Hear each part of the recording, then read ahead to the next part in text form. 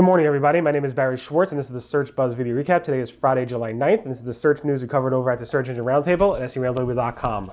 Lot to discuss. There may be an ongoing crackdown on third-party customer support from Google Search. A little bit more on that later.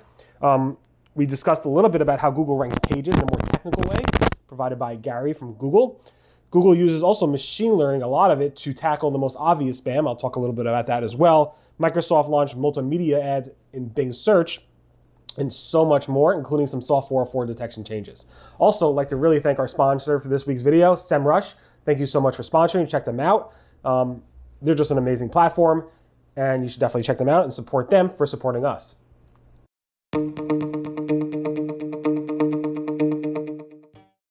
Before I get into the core news, I posted the July 2021 Google Webmaster report. It basically sums up everything that happened over the past month in Google Search, and it was a very, very busy past 30 days or so.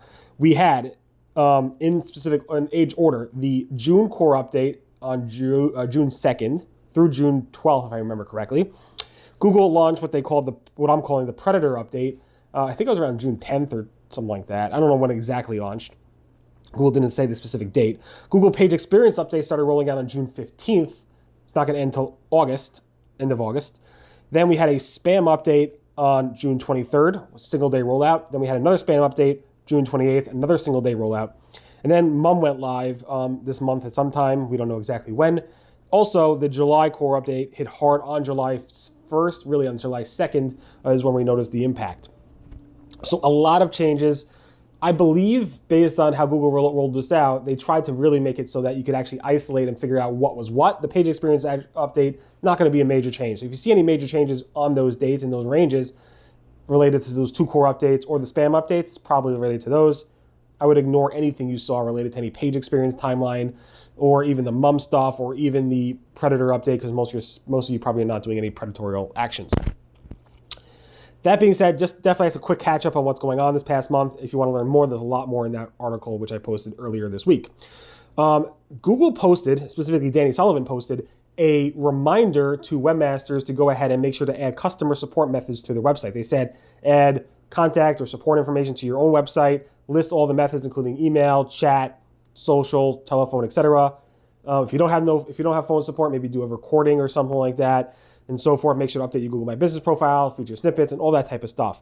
I asked Google about this, and they basically said, we noted that in the web spam report earlier from previous month, we noted that we're increasingly fighting against the rise of types of customer service scams. We're posting this as a reminder for businesses about how they can help us better identify official numbers to protect their users from being scammed. So maybe Google will be going after type of these like scammers around customer support methods. You see it a lot with Gmail support or McAfee virus support or whatever it might be. There are scammers out there that try to get support for you, including Windows and so forth. So I wouldn't be surprised if we see some type of crackdown from Google Search around third-party support methods.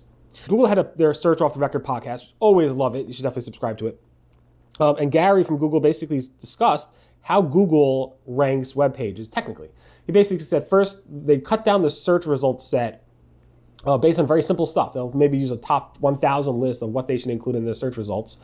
And that 1,000 list will be basically based off of, does the query match the content on the page on some level? Then all the magic happens, which he calls magic signals. And they use all the different magic signals to rank only that subset of 1,000 results that they actually pulled in the initial set. Very interesting conversation of how he actually did this. He talked a little bit about how tiebreakers work, and they only work when there is a tie between two rankings, and it's very, very rare for that to happen. Otherwise, they don't actually impact the search results at all. A tiebreaker will not impact a ranking of any specific type of result until there is a tiebreaker. So HTTPS falls under that. I believe the page experience update will fall under that as well.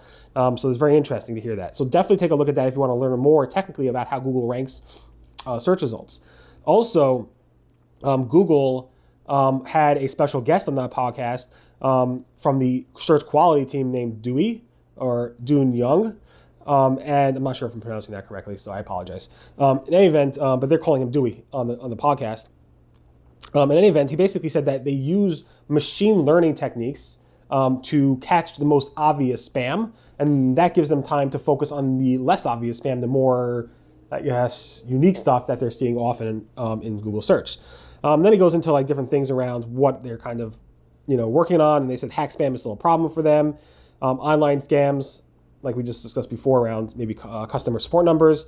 And then don't copy your competitors because they're spamming. It's not going to really help you. So that's a very interesting conversation as well. So definitely take a listen to that. Google also said that even though the page experience update includes obviously Core Web Vitals, it includes HTTPS, mobile friendly, et cetera, HTTPS, and I assume mobile friendly and all those other things, the HTTPS boost, even if you have poor, different, you have an HTTPS boost, you have the HTTPS across your website, you will still get that ranking boost for HTTPS, even if your other page experience signals like Core Web Vitals maybe do poorly on those. So they're kind of all lumped into this page experience update, but I believe each signal within the page experience update acts independently and so forth, which makes a lot of sense based on everything we've been hearing. Nothing really new there. Google's John Mueller said, don't worry if you find spammy links after your content goes viral. It's very normal for a piece of content that goes viral to get a lot of natural links, including a lot of spammy links. So you don't have to worry about disavowing those, it's natural. Google also said, make sure not to link all your pages to all your pages. So let's say you have a 100-page website or a 1,000-page website. You can't link all 1,000 pages to all 1,000 pages. It's just not normal. You could go ahead and for sure link. John basically said it's okay to link your homepage to all your pages, but of course, if you have a 100,000-page website or more, you're not going to be able to link all your pages from your homepage to all your pages. This doesn't make sense. But John said, again, don't link all your pages to all your pages. You don't want every single page to be linked to every single page. It's just not right. John Mueller said on a Reddit thread that sometimes there is no SEO solution for your SEO problem. He said sometimes it's just about your site and your site being less relevant. If you have a website about VHS tape cassettes, nobody's searching for that anymore, and that's just a problem in general with the content of your website, not an SEO solution. There's no SEO solution that will fix that, John Mueller said. New information this morning from Google was that Google now has a new method of handling SOF 404 detection. So now instead of, basically what's new is now they actually go ahead and look at the desktop version versus the mobile version. So desktop, you have a desktop URL and a mobile URL, the same URL, but on desktop it acts differently than on mobile. Google might say it's a 404 on mobile, a SOF 404 on mobile, but not a SOF 404 on desktop. And that could be confusing because Google's Search Console specifically only reports those SOF 404 errors on mobile. There's been some issues with that, bugs. So if you have seen a spike in SOF 404s in Search Console, report them to John Mueller. He will escalate that to the team to kind of improve the classifiers they use for that SOF 404 detection. This changed about a month ago. So definitely take a look at your reporting to see if there's any changes there. Google Shopping and Merchant Center made a change to how much information you have to show about your contact information, specifically saying now you only have to show one form of contact information as opposed to 2 of 3 forms of contact information.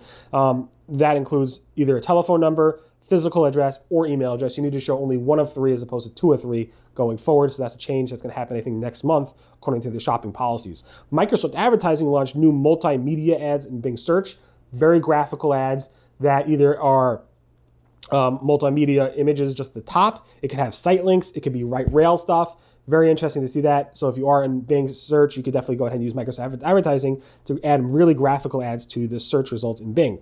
Google AdSense announced that they now support Anchor ads on wider screens. So that's actually rolling out now. So if you are using Anchor ads, they will now work on wider screens, not just mobile. Google Search is testing related queries at the footer in a sticky way. So if you scroll through, you'll see a screenshot here, that related queries will stick to the bottom of this search screen. Google's also testing, again, Google's tested this numerous times, removing the full URL or breadcrumb trail from the search result snippets, both on desktop and mobile. And also Bing has this really, really weird thing where if you mouse over your cursor over the pagination part of the search results in the bottom of the footer, it will turn the search results above it gray amount. And here's a GIF of that in action as well.